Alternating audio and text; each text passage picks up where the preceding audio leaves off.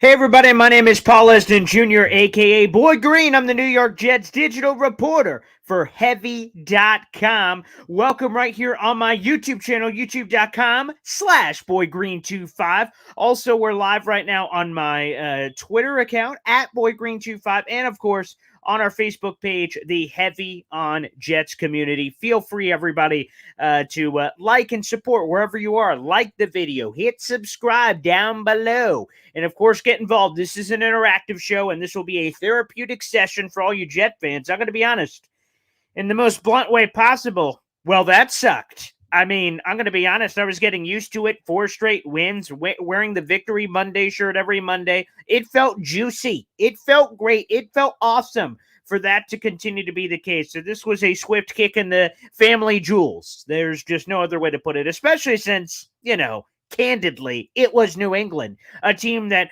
had beaten you 12 straight times in a row, had won 20 of the last 22. Well, now add one more to it, as they've won now 13 straight against the New York Jets, which is tied for the active NFL streak against any singular opponent. The Patriots have now tied that record. Of course, they'll have that opportunity in a couple weeks to either break that or continue that. We will see if indeed that does happen. Welcome to the postgame show. We come live to you 2 hours-ish, about 2 hours-ish after every single game, and we have a lot to dive into. But we have to be blunt and cut right to it.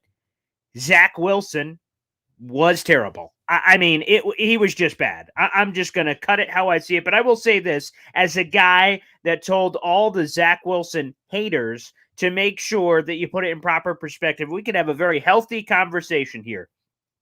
So I want to have this clear as day. That I said in the last couple of weeks, there was people who were saying Zach Wilson sucks. He looks like a high school quarterback. This guy's trash. He's holding the Jets back. And there was a lot of other things that were thrown. And I said to those people in the middle of this winning streak that you're getting a little aggressive. Smell the roses.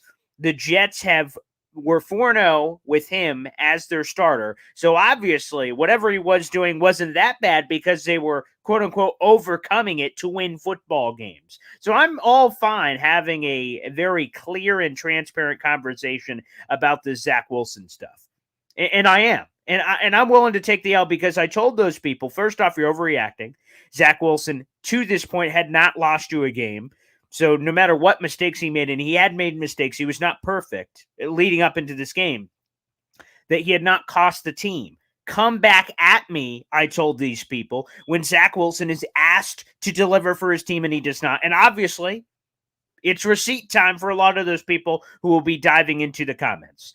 So, yeah, Zach Wilson was god-awful. There's no other way to put it. He had 3 brutal interceptions. The first one, he was just off his back foot. The guy was open, and he just sailed him, which was a pick. And the other 2 were just bad.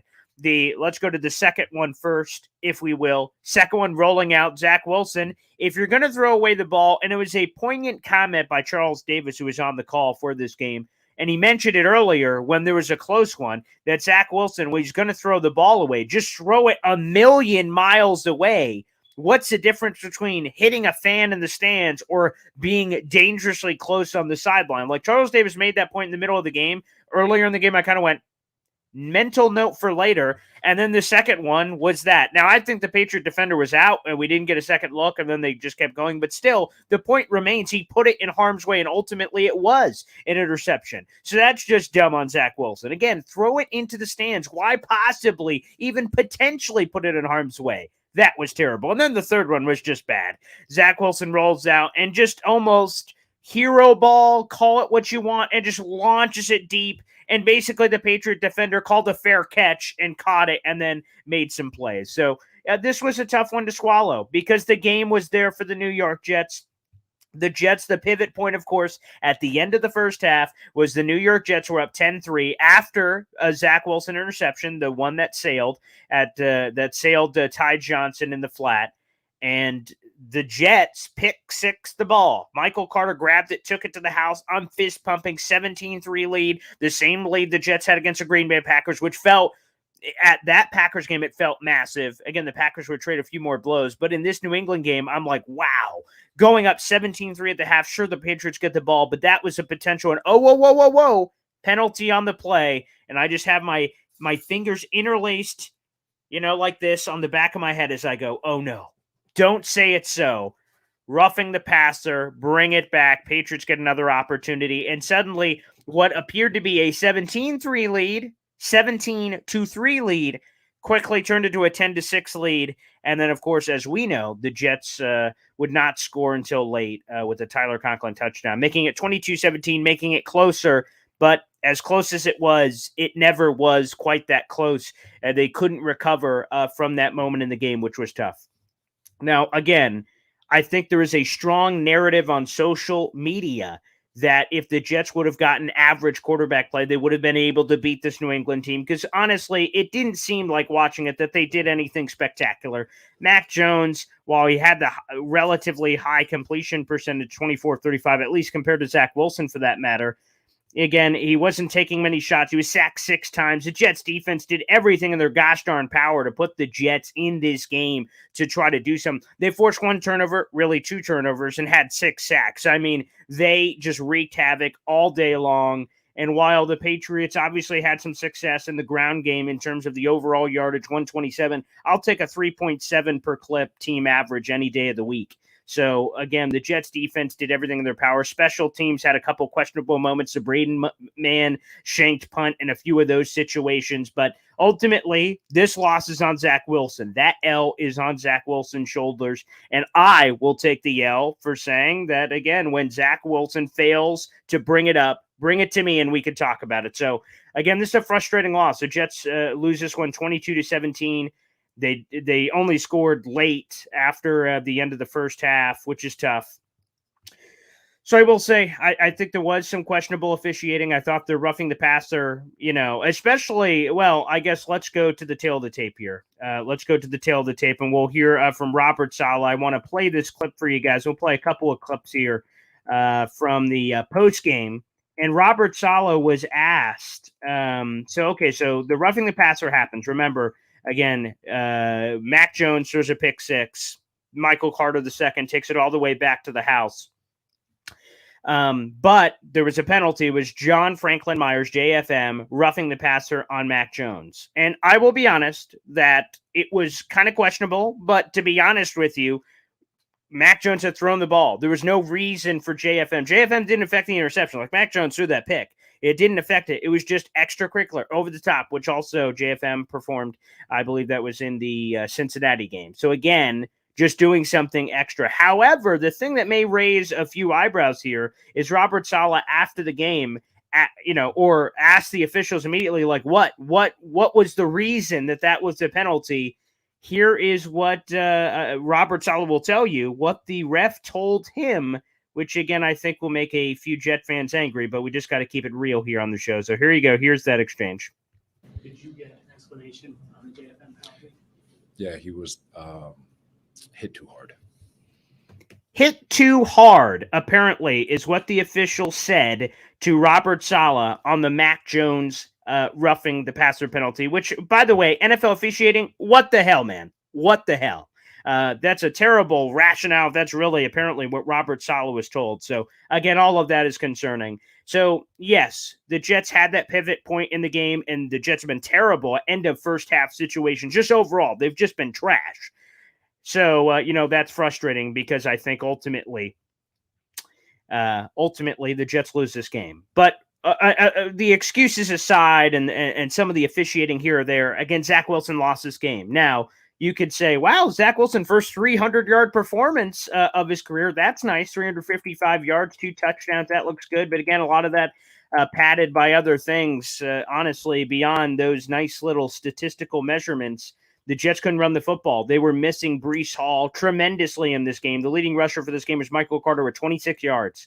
James Robinson had 17. The overall team average was 3.4 clip, 51 yards on 15 carries. Again, they just missed the explosive playmaking ability of Breece Hall, which obviously created a floor offensively for this team to be able to work with. And again, they're going to have to continue to try to find answers because Breece Hall is not coming through that door. There's no, knight in shining armor. Breece Hall's out for the year, so the Jets are going to have to operate offensively without that. I will say I thought the Jets did some nice things through the passing game. Garrett Wilson had 6 catches, 115 yards, 19.2 per clip. 7 targets. He was nice. Conklin was very nice. The Zach Wilson wow throw on that first touchdown in the left corner of the end zone was a bullet. He had a couple of dimes in this game. That was nice. Denzel Mims, of course, a 63-yarder at the end of the game, which padded stats both for Mims and also Zach Wilson making some plays was nice. So the return of Garrett Wilson was certainly encouraging. However, there were just too many inaccuracies and mainly the decision-making from the young quarterback that, again, in the NFL, Robert Saleh says this all the time, and it's true. Games are often lost, not won. In this particular case, that was it. Zach Wilson lost this game for the New York Jets with those decision-making because, again, the defense was playing well and they were moving the ball a bit there. But unfortunately, that was it. We're going to dive into the comments, everybody, wherever all of you guys are. And we'll dive into that as well here on the show and talk about the weird quarterback stuff. What was happening? Wait, the Jets are promoting Chris Streveler? What does that mean?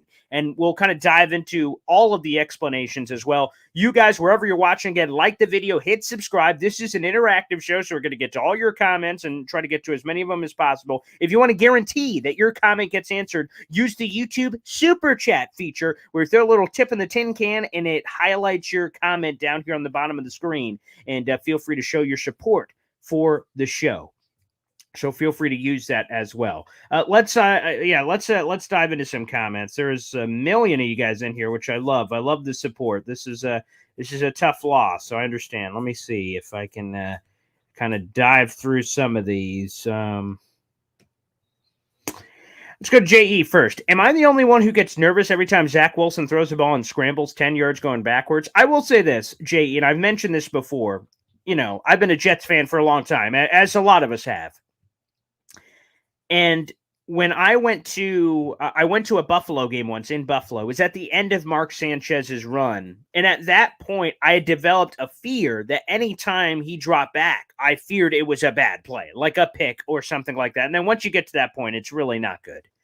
So I remember that at the end of the Mark Sanchez era, and the Jets got blown out in that game in Buffalo. Buffalo fans were not very nice. We'll get to more Buffalo later, of course, when the Jets welcome the Buffalo Bills next week. To MetLife Stadium. However, I'm not at that point with Zach Wilson personally, where every throw I'm like, oh boy, hopefully this isn't bad. In terms of the Zach Wilson scrambling now, I think there are it's both good and bad. The good is that he's evading the rush because the offensive line had some questionable moments, which speaks to all the offensive line trade stuff we've been talking about on the Heavy on Jets page about maybe Jack Conklin, maybe Laramie Tunsil. What are you going to do to potentially make an all-in kind of move to help not only present, but the future of this organization? And again, I don't know we don't have the PFF analytics yet. Zach Wilson was only sacked twice, and both of those came at the end of the game. But there was a lot of pressure from New England throughout the contest, and obviously on a couple of those interceptions. So we need to see there, but the offensive line was not performing very well from the eye test of watching the game, not rewatching the tape and not having the analytics in front of us. That was not good. So from that perspective, Zach Wilson escaping and avoiding sacks and throwing it away, that's good. The bad, though, is Zach Wilson in too many instances isn't stepping up into the pocket. He's rolling out. And when you roll out, you cut the field in half, which, again, design-wise can be good because you can limit mistakes. But when you do that all the time and kind of get in the habit of that, you limit your options as a passer. So again, Zach Wilson has said before, it's quote-unquote frustrating when every time he rolls out, there's nobody there, he throws it away. He said, that sucks. Like, I don't want to do that. I want to make a play. And it felt like that was perhaps in the back of his mind as he rolled out a couple of times, said, oh, I got to make a play here. Again, be Superman. And again, as Aunt May said in the Peter Parker, Tobey Maguire version of Spider-Man, you're not Superman, And again, Zach Wilson can have Superman moments, and we've circled those in the SportsCenter Top 10, but the key is not always being Superman because you have superheroes around you, if we're going to continue that theme, and that you don't have to do it all. The Jets have a lot of really talented players. Just get them the ball, and they can make it happen. So I'm not at quite the point where I'm nervous every time Zach Wilson drops back because there is always the chance of the spectacular. And really, he started the game pretty good. I know they had the quick 3-and-out, but overall, he was hitting a couple of times. Garrett Wilson, getting Tyler Conklin in. There's a couple of dime throws. I'm like, okay, Zach, making some nice throws. But no, I'm not quite there yet from that perspective. But I know a lot of people a lot of people are upset with Zach Wilson's level of play, and that is I can't blame you there. Chrono Kenny, hi Boy Green, welcome to the show, and thanks everybody for tuning in. Mark, the O-line was absolutely trash. It certainly felt that way watching the game live. Zach Wilson really saved their tuchus on a variety of this.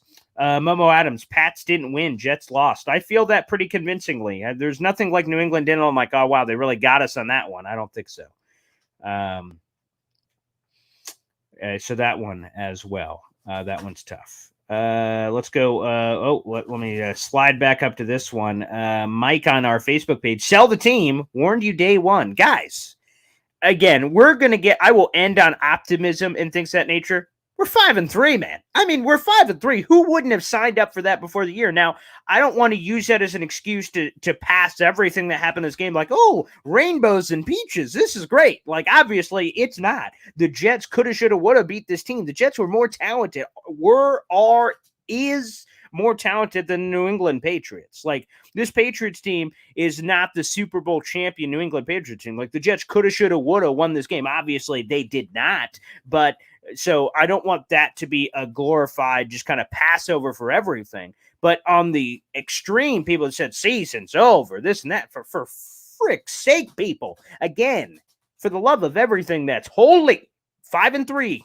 Still all there. By the way, here's a little nugget. Again, we'll end on all the Buffalo stuff. There's a lot of current Jet stuff to get into and Patriot stuff and all that. However, the Jets still have a chance to play for first place in the AFC East next week, regardless of what the Bills do. The Bills have 5 wins right now. The Jets have 5 wins. The Bills, of course, play on Sunday Night Football against Green Bay Packers. If they beat them, they'll have 6 wins. They'll have 6. Jets will have 5. If Jets beat Buffalo next week, they each have 6. So, and the Bills are 0-1 in the AFC East with a win. If the Jets beat the Bills, okay, the Bills are dropped to 0-2. The Jets would be 2-1 in the AFC East. So, again, for all the doom and gloom, which, again, there's a lot of doom to talk about here that I'm not feeling great about, to be candid. However, all of that is in. If you guys want the glass half full, which I pride myself on being an optimistic Jets guy, you're still playing for first place next week, baby. Now, some of you may be a little down in the mouth and said, man, we're going to get blown out by Buffalo next week. And I've seen a lot of that chatter on social media.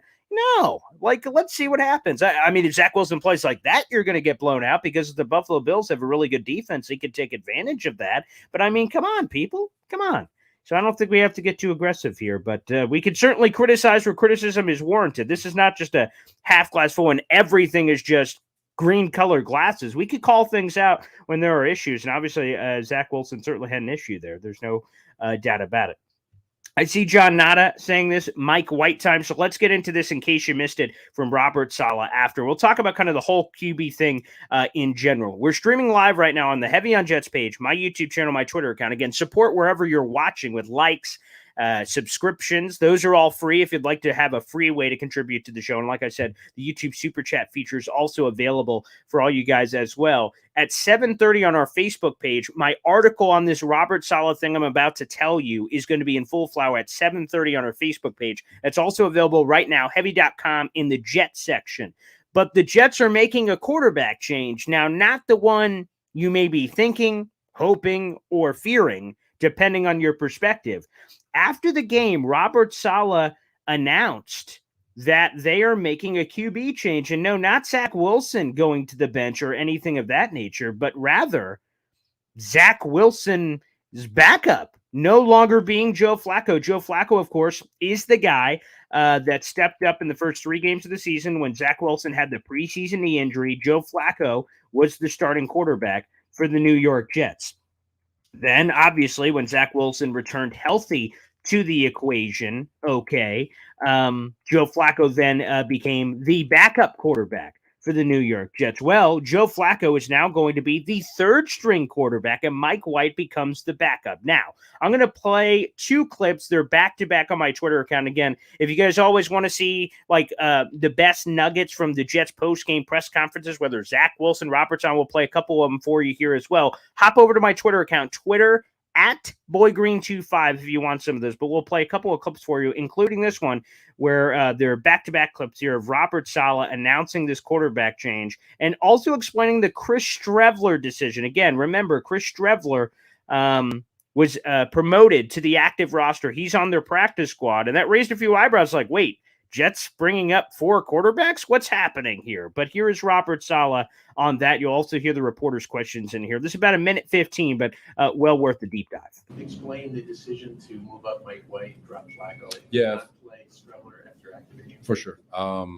As it pertains to Mike, if Zach ever gets hurt, we want Mike to get. We're giving Mike White the opportunity to go in there if Zach does get hurt. So we felt like rather than just bump him all the way up, just allow him the opportunity to practice to get his mind right. Just preparing as a second quarterback. Although you'd like to think that preparing for the third quarterback, you would prepare it exactly the same. There's a human element, and so just allow him the opportunity to prepare as if he's the next man up. With Streveler, we had some things going into the weekend. Not going to get into detail in terms of having the opportunity to get him up, but over the course of the weekend, you got to declare by Saturday at 4. You can't wait till game day. So to get him up, and then a couple of things happened, and we deactivated him. So is Mike is going to be the backup quarterback moving Yeah. forward? So Joe will be the third Yes. quarterback? Yes. What changed with White since the beginning of the year when Flacco was the guy? Mike is a young guy. We got to figure out what we have in him if that opportunity presents itself. So Interesting. A lot of interesting there. Let's dive into all of it here again as we're on this Heavy on Jets postgame show. So they bring up Chris Streveler. Again, they brought him up, and then you have to make an activation or deactivation decision on Sunday. Now, they activated Chris Streveler. They were going to use him in some run packages, which I wouldn't have been surprised by because, again, the Chicago Bears blew out the New England Patriots with a lot of QB design run packages, and that threw New England off. So using it in your own sense with Chris Streveler potentially made a lot of sense. And plus, you'd be more willing to kind of throw Chris Streveler's limp carcass around than Zach Wilson's because you don't want Zach getting hurt. Not that you want Chris Streveler getting hurt, but if anyone were to get hurt, you prefer Streveler over Zach Wilson.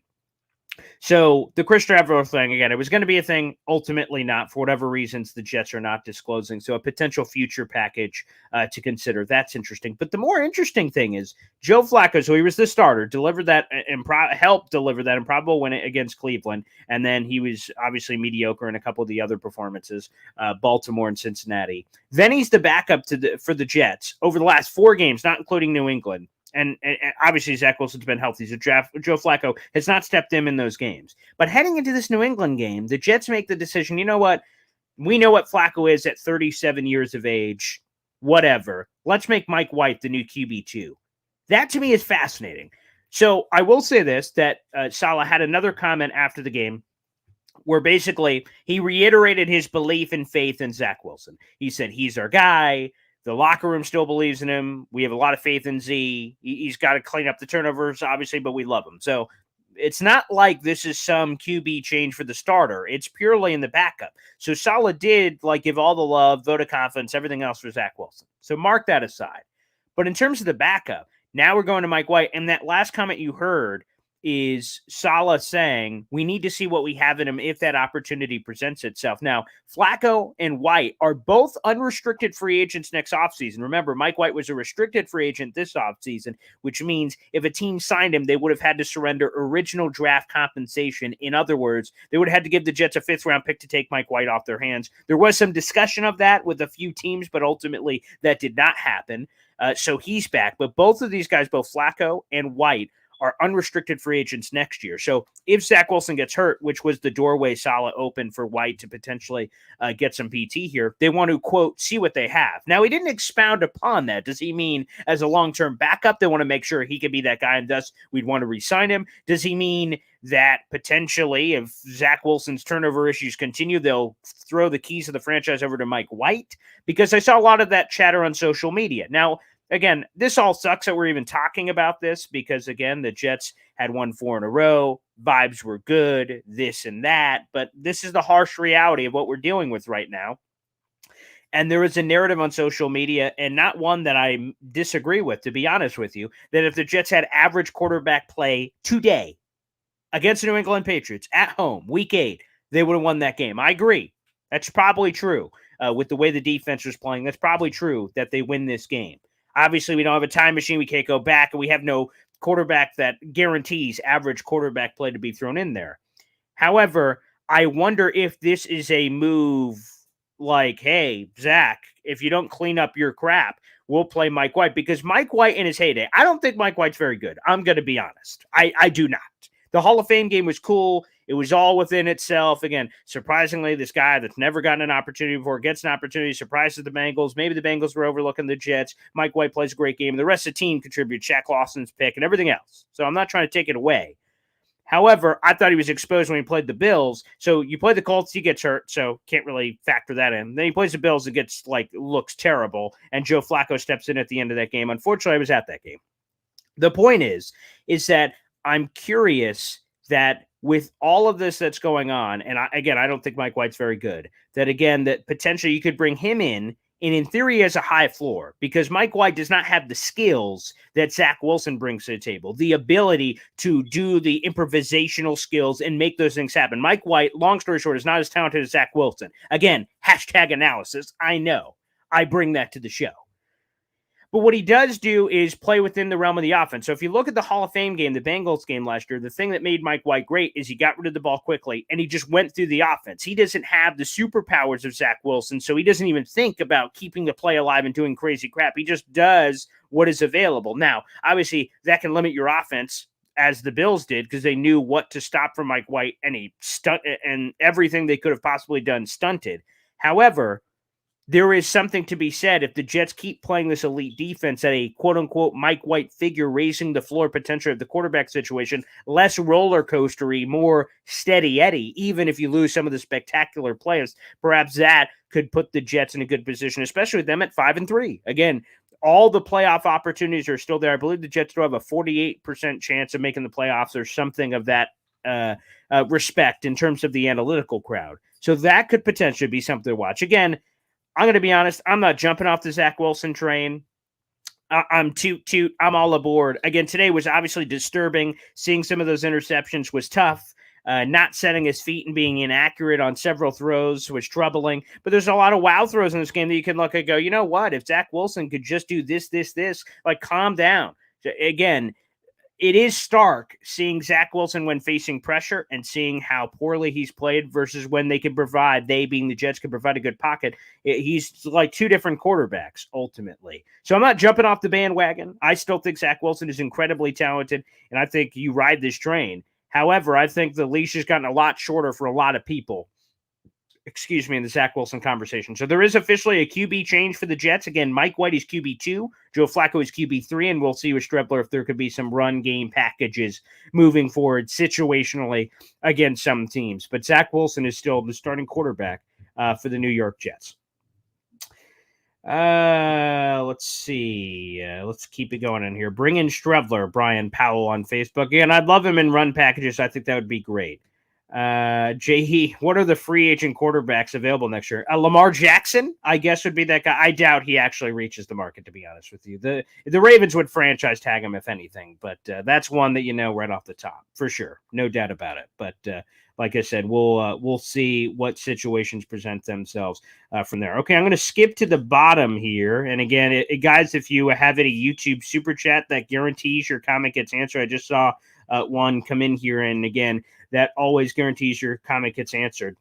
Let's go to Pooch Guy first. Today scared me. What percentage are you? I would assume scared, to go off what you said, Pooch Guy. And by the way, thank you so much, pal, for choosing to donate. Whether it's a penny, $1.99, whatever, it means the world to me when you guys dig into your pockets to support the show. So Pooch Guy, God bless. Thank you so much. Percentage scared. Scared in terms of the playoffs, 0%. Again, this game sucks, but, I think the Jets were playing a little bit with house money here at 5-3. I said it before the year, so you could go back to the tail of the tape if you want to prove it. Back in May, when the Jets schedule came out, I said the Jets could be 4-5 or 5-4 at the bye. You're feeling great about making a run, considering the teams you play in the second half of your schedule. Well, with the Jets at 5-3, automatically we've already reached my ceiling for what the Jets could do realistically before the bye. So right now, again, still gravy playing the Buffalo Bills, again, a team that not a lot of people are going to give the Jets much of a shot in. So right now, in terms of the playoff picture, I'm unaffected by what I've seen thus far from today's game. In terms of scaring me for the playoffs, 0%, unaffected. However, scared for the Zach Wilson stuff, that stuff was frustrating. There's no question about it. It was tough seeing those kind of regressional picks. Like one pick, like, okay, anyone can make a mistake, but three, like, whoa, like, what are we doing here? So scared percentage on the Zach Wilson stuff, I'll give it a solid, 25, 35%. That's to me, and maybe some people say that's way too low, but for me, that's a bit of a struggle. But there was a lot of good today. He was throwing dimes in that first half. A lot of wow throws of like, boom. Like he hit Garrett Wilson on a couple of them, and I'm like, yeah, nice. So that one got me. But again, we've reached my ceiling already pre-buy of what I wanted the Jets and hoped that the Jets could achieve. So that helps me in a lot of sense. But obviously, they, being the Jets, can't turn over the ball like that and expect to win a lot of games. You need good quarterback play, and obviously the Jets did not get that today. To be blunt, obviously. But appreciate the support and the super chat. Pooch guy. Let me keep going here to get to our other super chat, and then I will try to just sporadically get to some of your guys' comments. All right, let's go to VMan29397, and first time I've ever had you on, VMan, so thank you so much for choosing to support the show. Appreciate it, brother. People bashing Zach when LaFleur is calling 41 pass plays and only 15 rushing games. Wilson has to play better, but the game plan was idiotic. Yeah, I'll go on that, V-Man, and go back to what we had at the beginning of the season, right? So, like, the Jets hadn't fully committed to Breece Hall yet, and they're throwing it all over the barnyard with old-ass Joe Flacco. And it seemed like LaFleur just got, like, happy, trigger happy, and kind of what's the word for it? He kind of got like, teased by all the weapons in theory on paper, like Elijah Moore, Corey Davis, Garrett Wilson. Obviously, they didn't have Corey Davis today, or Jermaine Johnson didn't make his debut. That was a little weird. He didn't make his debut like he was supposed to. We'll probably get further clarity on that on Monday's presser. But you lost Corey Davis, obviously. You didn't have Elijah Tucker. You didn't have Breece Hall. You were missing a lot of pieces, not to make any excuses. But at the beginning of the year, they didn't have Breece Hall, so they were throwing it all over. They had him, but they weren't utilizing him properly. So we're throwing it all over the place. Then eventually when they said, wait a second, we got Breece Hall. This guy's pretty good. Let's run the gosh darn ball. And they did. And then now losing him again, it sounds like Mike LaFleur went back to his tried and true perspective, because the fact of the matter is this game was always within it, especially when a team that you play scores 22 points. Like, again, the Jets had the lead 10-6 at halftime. So there's no reason for the passing. Like, I get it in some situations, right? Like the passing could be out of whack. Like you go down like a bunch of scores. You have no choice. If you want to be in the game, you have to keep throwing it all over. Like, I get that. Like, okay. But in this game in particular, you didn't have to just keep throwing it. I would have liked some creative run game to get a jet sweep, something. A couple of times, obviously, there was Stonewall when you got those Michael Carter and James Robinson predictable runs right up the gut, and kind of pounding it up the beef. But to be honest, and get creative, find other ways, get your guys in space. They didn't get Elijah Moore involved today. Elijah Moore had exactly one target, according to the ESPN numbers. So, like Elijah Moore, like, while they said all the right things after the game in terms of Robert Saleh saying, no, it wasn't like a punishment. It's just how the game kind of went. But to me, like, okay, you're either over this Elijah Moore thing or you're not. Like, you made him a healthy scratch against the Broncos. It's fine. Like, you sent your message. But, like, him playing a limited number of snaps, I don't have the snap totals in front of me yet, but one target, and it didn't seem like, it looked like Denzel Mims and Jeff Smith got a lot of his reps. Like, Elijah Moore can help make plays happen. So I would love to see a little bit more Elijah Moore. So either you're committed to Elijah Moore or you're not. I think that's something they have to figure out as well. But yeah, the passing numbers were out of whack. There's just no doubt about it. They were just funky all over the place. And again, more of a run game would be nice. Again, you can't just go away from it because you didn't get Breece Hall. Joe S. with a similar take here, and thank you so much for the YouTube super chat, pal. Nobody's talking about how bad LaFleur has been. Yeah, LaFleur, to me, has been wildly inconsistent. I think that's probably the best way to put it. There's been times where he's been straight up bad, and today could certainly be one that you circle. A lot of the situational stuff seemed weird on some of the play calls, but, he's been wildly inconsistent. There's like good LaFleur, bad LaFleur. I just want offensive coordinator LaFleur. Like, I don't want him riding this imaginary roller coaster seemingly on either a game-to-game or snap-to-snap basis. So again, that part has been a little interesting as well. And again, they have stuff in the playbook. Like, I don't need Gizmo Gadget every time, but like when you lose some of those pieces, you got to figure out more ways. Like the Breece Hall gut shot jet sweeps, like those were all missing. It was too many basic, simple run traps and run dives and a little bit of zone power things. I just would have liked a little bit more creativity. So, Joe, you may be spot on there from that perspective. Just in general, Momo Adamo, thank you so much for the YouTube super chat, brother. You guys help make this show possible, so thank you. If you have a comment, feel free, or just general tips are always good as well. So I love it. Eric Colon here. I was at the game. This game was definitely rigged. It felt like, again, some of the officiating was a little questionable, like both ways. Like there's a couple of times where, and I'm just trying to go through all of them in my head, but obviously the roughing the passer is the one that jumps out the most. But there was like flags thrown on the Jets where you're like, you didn't call that the other way. Just in general, it did seem a bit odd. Again, the Jets blew it with their own 3 interceptions, but I think there is a case to be made there. NY2FLA Jets fan, thank you so much for this golden super chat. Very nice. I feel like Willy Wonka. I just got my golden ticket here. So beautiful. NY2FLA, thank you so much for the YouTube super chat. I'm not going to torture myself this week in no order. 1, JFM, bad. 1, JFM. 2, bad quarterbacking and offensive line. 3, special teams. 4, all areas out coached and poor adjustments. 5, positional depth. Go Jets, beat Buffalo. First off, NY2FLA, again, you guys make this show possible, baby. So thank you so much. That is very generous of you. Thank you. Let's go through your thing. So JFM, it's just bad. I mean, first off, again, you could say ticky-tack in the officials, but that's what they call in the NFL, so just don't. Now, the officiating excuse, he hit him too hard. Like that, come on. Like if that's really what the ref told Robert Saleh, that's just dumb. Like, again, if he just said, hey, man, he hit him late. Okay, fine. No. JFM, the point is JFM didn't have to do it, and he did it. At the end of the day, he's now done that twice, and the Jets, the last I checked heading into this week, led the NFL in roughing the passer penalties, and I bet this only adds to it. Bad quarterbacking, 100%. Again, there was just too many mistakes made, which sucked. And with that offensive line, I kind of like that line is together. Special teams, the Braden Manshanks, like, man, the coverage units, like a couple of the Braxton Berrios ones he took out, and Patriots were elite in getting that coverage down, that flip field position on a number of occasions. So special teams, 100%. And they're just straight up outcoached. Yeah, especially when he had LaFleur versus Belichick a couple of times. That got him. The Patriots did, a couple of those, and maybe Bill Belichick reverse psychology. A couple of those, Ramondre Stevenson on C.J. Mosley, just bang plays. Jets pursuit angles not quite being there, so they got like an extra opportunity on like second and third level blocking. That was terrible. And positional depth obviously was called into question with Mims, Jeff Smith, and all these other guys. So again, it is.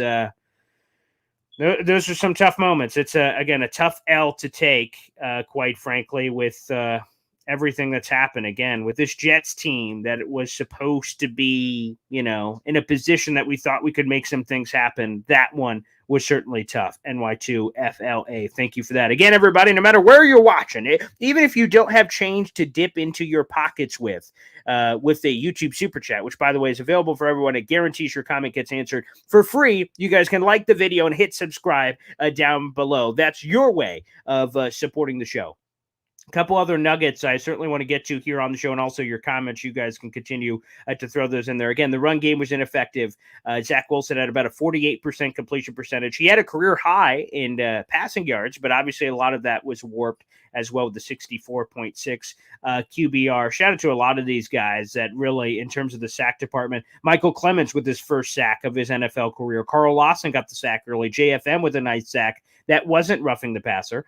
Nathan Shepard got a sack. Jacob Martin with a nice strip sack. Unfortunately, Jets couldn't fall on that ball. That was a forced fumble. Very nice from that perspective. Bryce Huff got the disruption, which led to the easy interception for Michael Carter II. It almost looked like Jordan Whitehead and Michael Carter II were going to run into each other on that play. But thankfully, they were able to figure that one out. So Michael Carter II should have had another pick. So he had one pick in this game, and he already had another pick. I think there was a Pittsburgh game, and he could have had the pick six, which, of course, coulda, woulda, shoulda.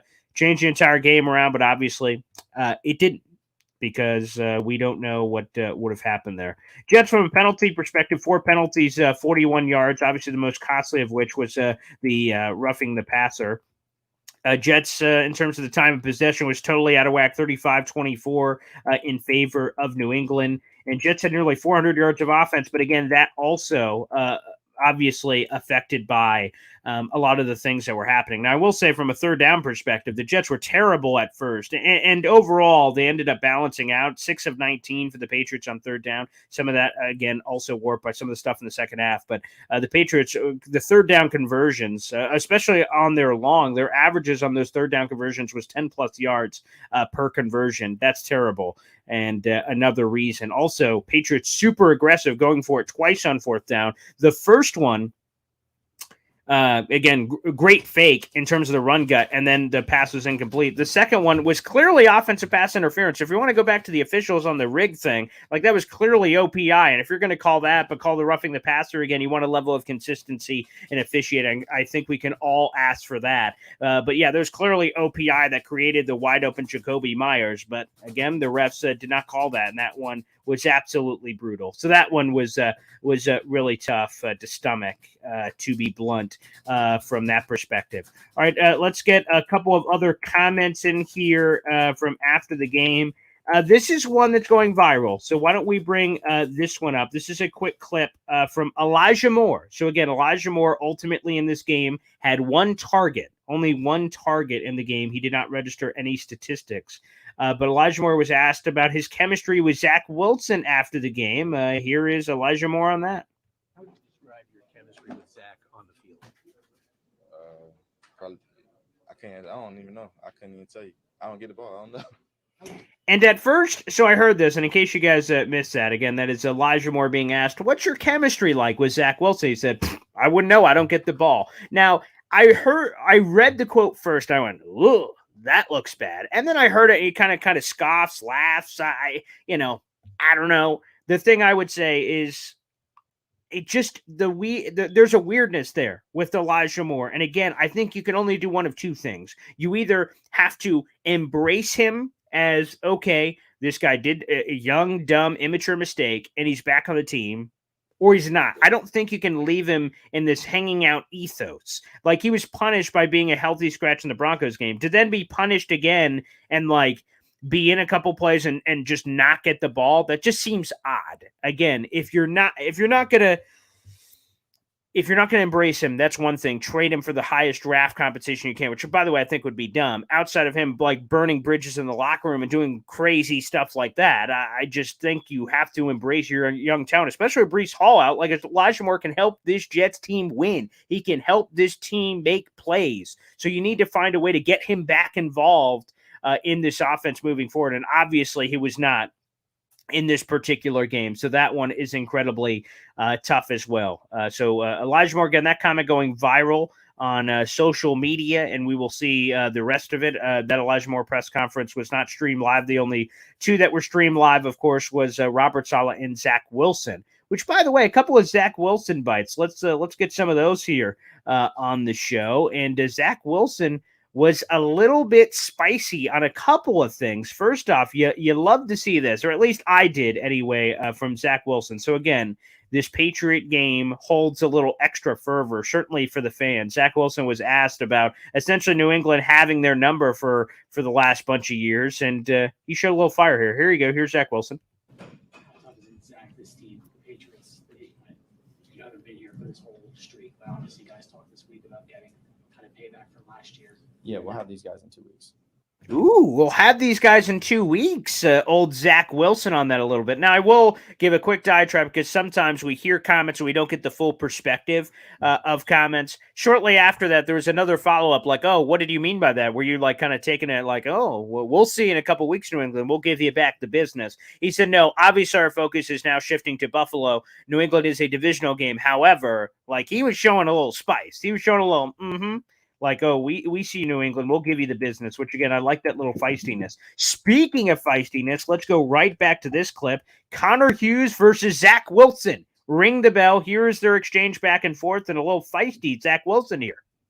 We talked a lot, Zach, in the offseason about a second-year jump for quarterbacks, and you seeing one. Obviously, statistically, if you see, Yeah, I don't care about stats. do you feel you've taken that second-year jump? I don't look at it like that. I go one game at a time, one play at a time. So again, not a fan of stats is Zach Wilson, because Connor Hughes was the reporter involved in that exchange. He was about to spit out some stats of Zach Wilson not performing very well. Zach Wilson saying, I don't care about stats, and says he does not evaluate his seasons like that. He will take it on a case-by-case basis. Now, there is a sense of what Zach said, which is true, because, again, the 4-game winning streak, we look at the Breece Hall, those 2 long passing plays that, again, if Breece Hall just dives into the end zone at the 1-yard line, those are both 2 passing touchdowns for Zach Wilson, which perhaps changes the perception of what people think, because Zach Wilson had the passing touchdown earlier in the game, which snapped that drought of like 3 straight games without a passing touchdown or whatever quirky number that was. And then, of course, that changes. Then he gets a second one later to Tyler Conklin as well, both ultimately to Tyler Conklin. But I do think that's kind of interesting there from a statistical perspective. But I've also heard this comment before as well. And no, that should be the life of those comments. I want to make sure I didn't miss another one to give you guys. But, it's like when people say, I don't care about stats. You normally don't care about stats if your stats are bad. And they certainly were for Zach Wilson today. Or it's like when we talk about, in longer conversations, when you go into some of those things, like when we're debating someone, they're like, well, I got Olympic medals. And you're like, well, and now I see where this conversation is going. However, we will see where all of that ultimately develops. We'll be here for another 10 minutes or so, guys. So keep sending in your questions and comments here. I will say overall that this obviously was a disappointing loss for the New York Jets. I was very emotional right after the game, I will say. It's kind of good. It's really healthy, because I used to do these post-game shows immediately after the final whistle. I ran over here and just spewed out all this emotional garbaggio. Now, sometimes that still holds true. Wins, losses, what have you, even after the 2 hours. But I'll tell you this, is that, and we could look ahead to Buffalo in a minute as well, and like I said, answer any of your questions. This is your active show. Again, for the people, by the people, all the people. We love the people. And to me, everything is still in front of the Jets. They're 5-3. That's great. In the same sense, this was a game they could have, should have, would have had. And that's the hard part, because there's a big difference from 6-2 to 5-3. There's a big difference from 6-2 Jets welcoming Buffalo in at MetLife Stadium and selling out and all that fun stuff, as opposed to wounded Jets at 5-3, tail tucked between their legs going into Buffalo in a game that a lot of people are not giving them a chance, obviously. And it'll be interesting to see how this team responds. I think that's important. Is that, again, if you would have told the Jets fan, any Jet fan before the year, you're 5-3 heading into this Buffalo game, anyone would have signed up for that. But now, heading into this one, coming off this loss, how did the Jets respond? Did they just get trounced? Because I'm seeing a couple of people in here saying, like, the Jets are going to get destroyed by Buffalo. I'm seeing a lot of those in here.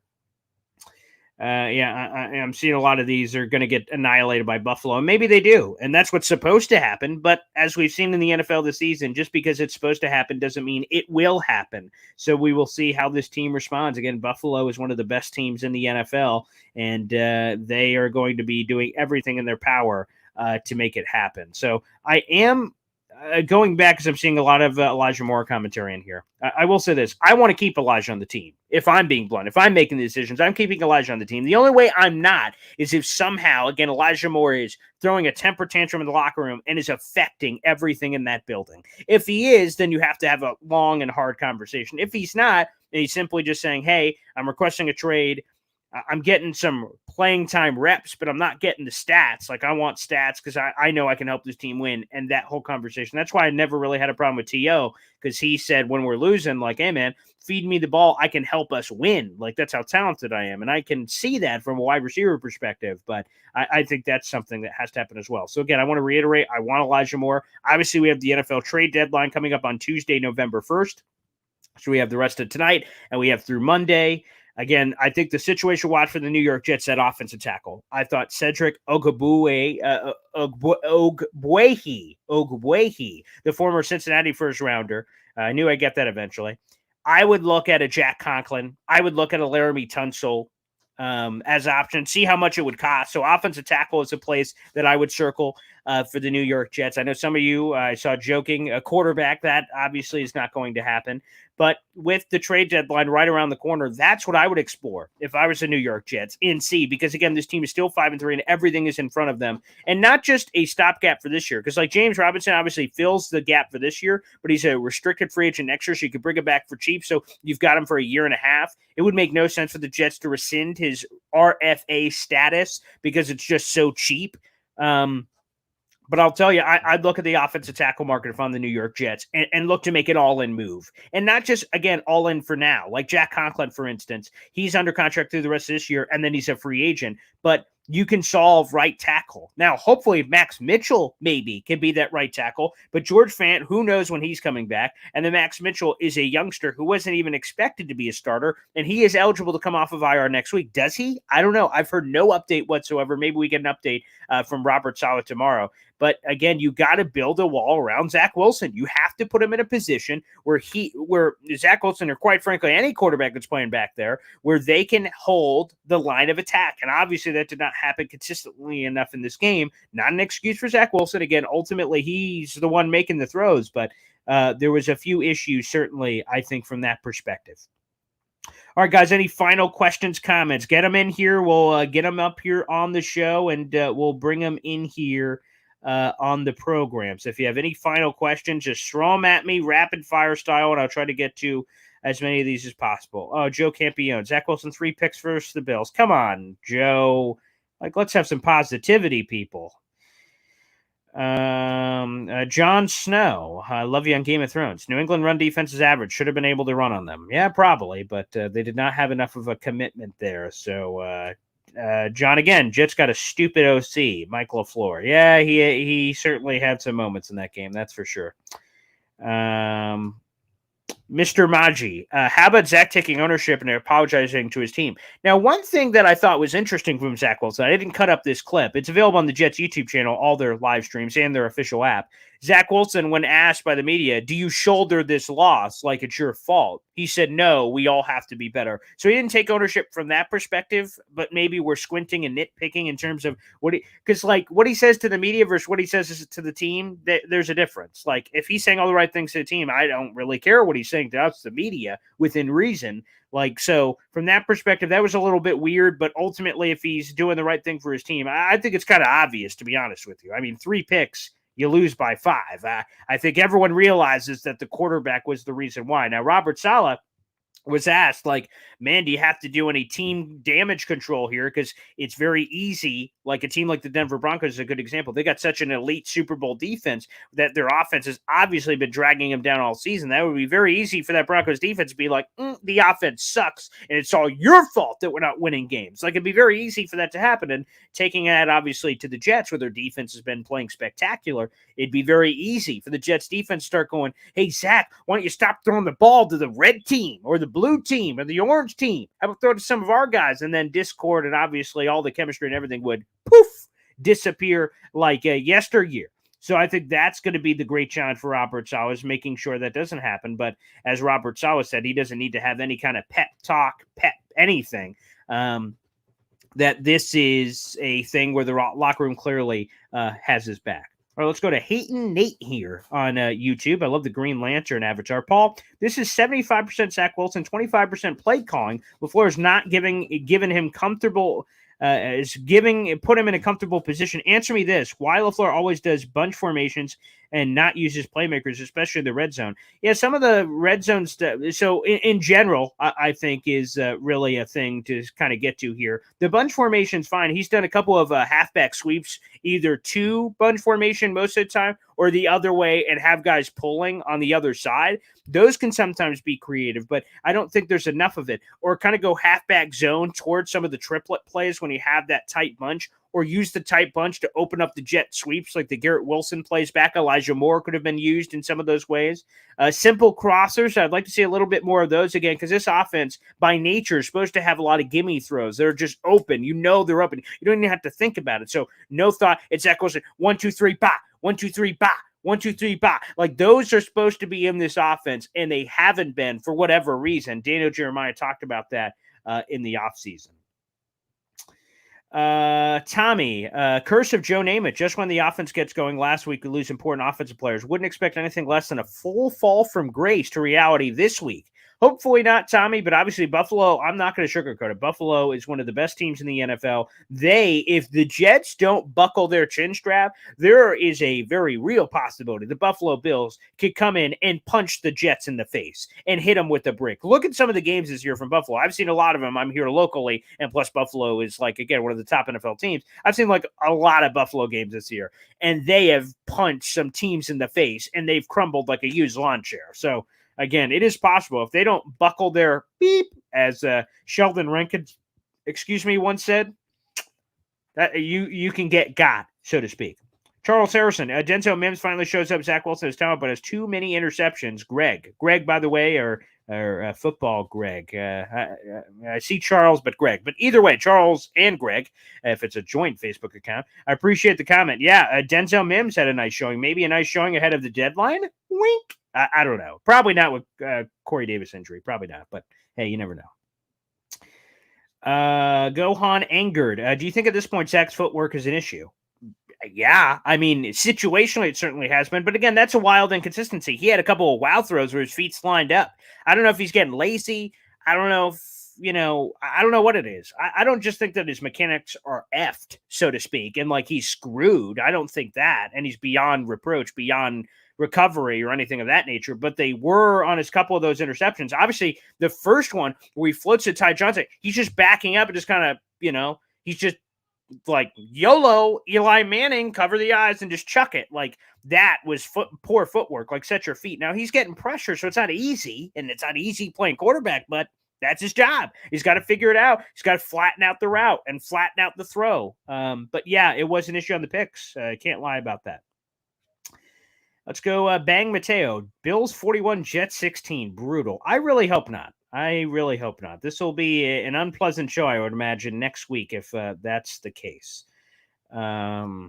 Jay Spector at Boy Green. Boy Green, I was there today. This was a brutal loss. The stadium was amped for a change and emptied early fourth after giving Patriots another 3 points. Yeah, Jay, I'll say this first off. I would have loved to be at this game, but my family was in town, so I couldn't be at this one. I feel so bad for the fans, to be honest with you, that, the Jets hype up this game. They quote-unquote sell it out, and Robert Saleh says, get to your seats an hour before. Like, they pump the freaking crap out of this thing, and then they lay an egg. Like, that's brutal. There's just no other way to put it. That's just simply brutal. And then for them not to deliver in that way is tough. And for me, I will say this, Jay. Not that I'm better than any other fans, but for me, I have a man code, for lack of a better word. Like, I never leave games early. I don't give a flying hoot what's happening. The Jets are up 48-3, they're down 48-3, or Syracuse football, or any like team that I go to for a game. I never leave, no matter what the score is, outside of a family emergency, I guess. Like, I don't leave. But you know what? People can make their own decisions. That's fine. All right, let's go to another YouTube Super Chat. Gold, baby, and Abe Lab Studios, a huge supporter of this show. Before we get out of here, I don't see us losing 2 games at home in a row.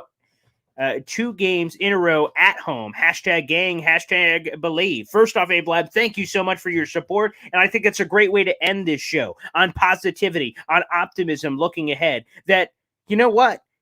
The whole world is going to be counting out the Jets. The whole freaking world is going to be counting out the Jets in this game. Now, historically speaking, I would just say that the Jets have actually done a very fair job, quite frankly, of playing Buffalo tight. Now, they've done some things where, Buffalo ultimately kind of comes away with a couple of these games. But let's see. It's a divisional opponent, the ones you know the best. Now, obviously, the Jets only have 1 win in the division this year. Obviously, that was the Dolphins one. But let's see what you can do in a game where you have nothing to lose. Hopefully, you can get a little creative if you're Mike LaFleur, knowing that, because you're going to have to make the difference, because Buffalo is more talented. So what differences can you make, whether it's going for it on 4th down or what have you, to try to razz them up and make something happen?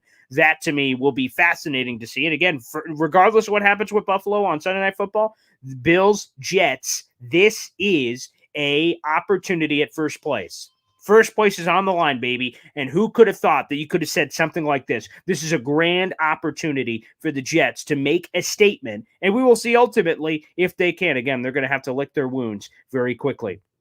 Everybody, I want to thank you so much for joining us on the show. We do live streams all week, all the time. Hit up my YouTube channel if you're not watching live on our YouTube channel right now, youtube.com/boygreen25. We're going to have Will Parkinson, our Jets insider. We have him on every Monday after the Robert Saleh presser. We'll be talking NFL trade deadline, what pieces could or should the Jets chase. We answer your questions and so much more. And, of course, we'll have our Buffalo Bills insider. We're setting up to have Greg Thompson on the show this week to get you ready for Jets Buffalo as well. So, guys, thanks for supporting the show. I know that the Jets got a tough loss here, and I hate losing to New England. They're the absolute worst, but you're going to get another whack at that pinata in a couple of weeks, and the Jets are 5-3, baby. Everything is still on the table for the gosh darn New York Jets. They have everything in front of them of what they want to do. Everything. So let's buck up, turn the cap backward, and see what we can do against Buffalo again and see what happens. That's a gravy game, baby. Let's see. It's all on the Bills. The Bills are the ones who are Super Bowl contenders. The Jets are some upstart team. All the pressure's on Buffalo, not on the Jets. So I like our odds. Let's roll it out. Let's see what happens, baby. So that's a good place to end. Ablab, thank you so much for that. All right, everybody. Again, we will see you on the show tomorrow if you'd like. Again, we should be streaming live on the Heavy on Jets Facebook page, but just in case, we always stream live on our YouTube channel, which is youtube.com/boygreen25. Thanks, everybody, for tuning in, and we will be back later this week for some more New York Jets action. Thanks, everybody. Peace out.